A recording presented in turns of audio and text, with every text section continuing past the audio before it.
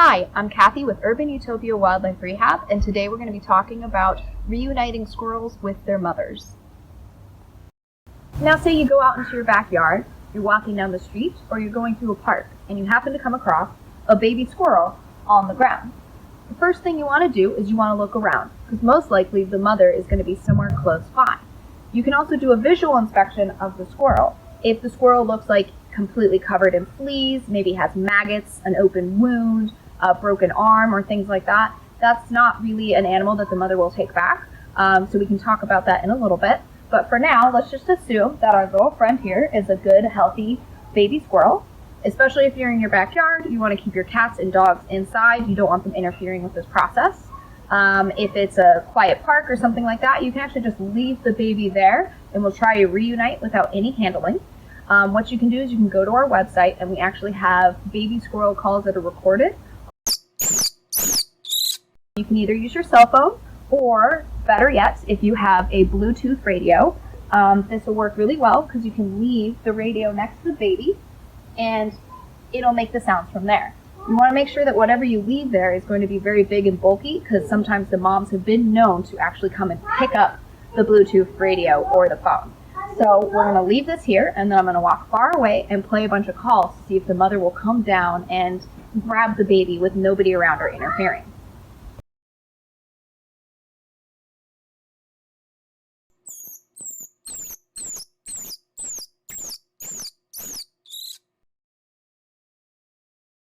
As you can see, I was standing probably about a good 20 feet away or more from the baby.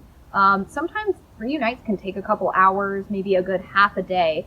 So if the baby's not in like the full sun or not in any immediate danger, if you can just leave him on the ground for a little bit just to wait to see if the mom comes back, that's going to be your best option. Now, not a lot of people have that option where they find the baby in the backyard. It's usually in a crowded park or on a busy street. So we'll talk about another option that you can do to help with squirrel reunites in a second. But first, let's talk a little bit about squirrel development. Squirrels are actually born completely naked. Their eyes are sealed shut, and so are their ears. So we actually call them pinkies. They're little and tiny. They turn into infants, which they're going to have a bit of gray on them. They're going to be a little bit larger. Their eyes are still going to be shut. Their ears might start to pop up. Then they're going to slowly start to get furred. So if you come across a baby that has a completely furred belly and his eyes are still closed, all of those babies that are about that age and younger, they actually can't thermoregulate on their own.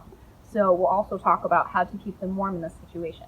If you find a baby that is moving around and his eyes are open and he's alert, they actually can thermoregulate on their own, so it shouldn't be a problem, unless obviously it's inclement weather and kind of cold out. In that kind of situation, I also should have mentioned this earlier, that if you are doing a reunite, you want to make sure that it's not raining or storming or crazy windy or anything like that, because the mom's going to be hunkered down. She's not going to come out and try to get the baby. So in that kind of situation, if you do find a baby in the middle of a storm, you want to take them in overnight, keep them in a dark, warm place in a box. Usually a bathroom is a good spot. It's easy to disinfect, as well as you can kind of keep it separate from the rest of your household, and then you can bring them back out. These babies are very hardy. They do not need any food or water overnight. Their mom doesn't always come home in a timely manner, so do not feel like you need to feed them or give them any water. Sort of force feeding and kind of giving them stuff can actually upset their stomach and make them more sick, and their mom actually won't even take them back at that point. So we want to make sure that we're doing best for the baby. The baby squirrel you found might be injured, so it's very important to look the squirrel over and make sure that you don't find any large wounds that might be actively bleeding. They might have maggots in them, broken bones. They might actually have bones showing. They could also have a spinal injury where they're not necessarily using their back legs a lot. So it's really important to look them over and make sure you don't have any of these kind of serious injuries. In those situations, you do need to get them to a veterinarian or a wildlife rehabilitator as soon as possible, and we talk about that more at the end of this video. I do want you to keep in mind that squirrels live in trees, and it is not uncommon for them to fall out of trees. When they're growing, their bones are kind of a little bit elasticy and they're almost bouncy, and so it's not uncommon, since they did fall out of the tree, that they might have some slight bruising, they might have a bloody nose. We've reunited plenty of squirrels that have had bloody noses, so please don't let these sorts of injuries deter you from trying to do those reunites. It's just the major ones that you're gonna not be able to reunite. So now we're going to talk about that second option, so that if you're in a busy park or on a crowded street, the best thing that you're going to want to do is you're going to want to get the baby squirrel off the ground. If you can get them elevated, then closer up into the tree, the mom won't have to come down onto the ground, and that is a lot less threatening, and it'll be easier. You want to keep in mind how old that squirrel is for what kind of box.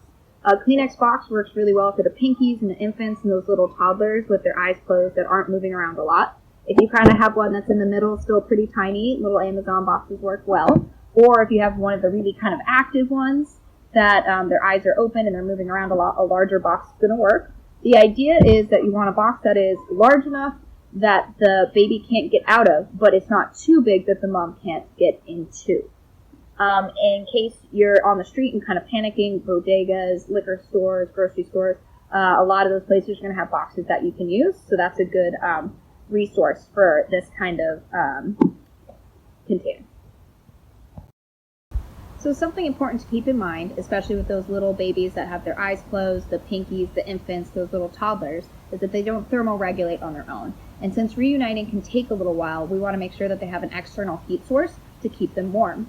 Hand warmers work really well for this, or we can make a rice sock, which is simple to do. I have a little funnel here that I made out of paper. I have a sock, and I'm just going to fill it up with rice to about the heel of the sock.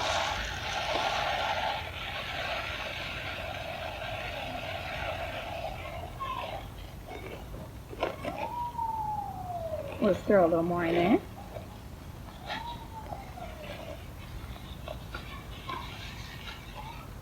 Perfect. Tie a little dot in the top. And then we're going to stick this in the microwave for 30-second segments. You just want to make sure that it's a good warm temperature. You obviously don't want it scalding. The other thing to keep in mind is that you never want to put the baby directly on the heat source. So never directly on the rice sock or directly on the hand warmers. You're going to want to use an old t-shirt or a cloth of some sort. Keep in mind with towels, because they do have those rings, they might get their claws stuck in them, and it might make the reunite harder if the mom is trying to pull a baby out and then she gets her fingers stuck in a towel and now she's pulling a baby and a towel. So I always kind of suggest pillowcases or old t-shirts are the best. You're also going to want to keep in mind that you don't want the baby to overheat, so you're going to want to put the heat source on half of the box, so that if the baby gets cold, they can crawl on to the rice sock or the hand warmers. If they get too hot, they can crawl off. And then once again, we want to make sure that we have that t-shirt or that cloth that'll go over it so that the baby's not directly on the heat source. So we just talked a bit about heat sources, and like I mentioned, these are really important for those eyes closed squirrels, the infants, and the pinkies, since they can't thermoregulate. However, it won't hurt if you have an older squirrel and it's a little colder out. They do breed in the spring and the fall, so it might be a little chilly. It won't hurt to include a heat source for those other guys. The warmer and healthier and the better shape that the babies are in, the more likely the mother will take them back. So other than our heat source and our cover, let's talk a little bit about how we want to hang up the box. Now, obviously, the box is not going to be a permanent solution. It's just going to be there temporary. It doesn't have to be incredibly weight-bearing. These squirrels don't weigh a lot. The mom's going to hopefully just pop in, come out, grab the baby. So all you can do is you can get like a knife or some scissors, and we will just cut 2 holes in it so that they're side by side. This way, we can just grab some twine, or you can do tie-downs. You can use a belt. You can use bungee cords. You can use whatever you have handy, because once again, you're just attaching it to a tree. It's also really nice if the tree has maybe a lower branch that you can kind of set the box on top of to kind of hold the bottom of it. And then all you really have to do is just string whatever you are using to hold up your box through the 2 sides. And then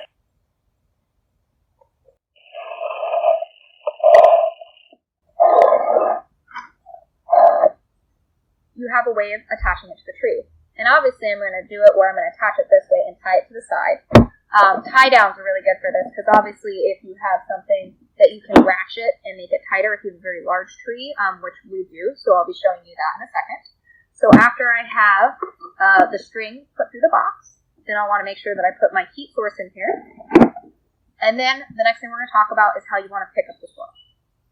So you want to remember that even though these babies are incredibly cute, they're really scared and they might cry out for their mother. And as much as you want to console them and cuddle them and hold them, these are wild animals and they are looking for their mother, who's a squirrel. So in that case, if you think about something very large like us, going and picking up this animal, holding on to them, pressing them close to us, you're going to smell funny and they're just going to be very terrified and stressed out. And that's the complete opposite of what you want. So other than having all your stuff prepared so that you can minimize your handling, it's obviously not a bad idea to try to remove the baby from the situation into a box, put them in a quiet, dark place while you can hang up your boxes. So now when you're going to handle a baby squirrel, you want to be very careful and keep in mind, because depending on how old they are, they may or may not have teeth, and they most certainly have claws. Also, they might have fleas and ticks, and you obviously don't want those biting you or crawling all over you. So it's very important that to have some gloves. It's also very handy to have the cloth that you're going to put into the box, so then that way you're doing very minimal handling. You can just gently place the cloth over the squirrel, scoop him up, put him in a box, and then this box you can just close up, and then you're going to want to put him in a warm, dark place while you can sit there and assemble all of your other boxes. While the squirrel was in a warm, quiet, dark place, we went and hung up our boxes for reuniting here. So we have the little box for the infants and the pinkies, possibly the eyes closed ones, that we just tied up with some twine here. We have a larger box that's going to be for your eyes opened, kind of more adventurous squirrel. It's deep enough where the squirrel can't get out, but the mother can get in. We use the ratchets to hold those up, to tie down. And then bungees are also a really good form. You can just hook them together, put them around the tree, and they're pretty firm that way, so it works out quite nicely. The goal is you're just trying to get the animal off the ground. It doesn't have to be super high in the tree. If you have a tree that has a lower hanging branch and some foliage that's closer to the ground, it might be a little easier because there's going to be more cover for the mom to come. Once again, the idea is that the mother can crawl in, but the baby cannot get out. So we have our little squirrel here, and what we're going to do is we'll just pick him up, and all you have to do is plop him in the box. Obviously, this is a very large squirrel, so he would not go in a little box like that. But we can just gently stick him in this larger box. His mom can get in, but he can't get out. So that's the goal. And then we still have our little Bluetooth speaker that we can leave here at the bottom of the tree. And then I'll walk, about 20 feet away or so and just give plenty of space, start playing some baby squirrel calls, and just keep in mind that it might take a while. It might take all afternoon. Don't do this at night. Could take all the morning. Also, when you hang up these boxes, you want to make sure they are not in the sun and the sun is cooking and beating down on them, right? So you want them to be protected, a good temperature, in a good spot for the mother to come and get them.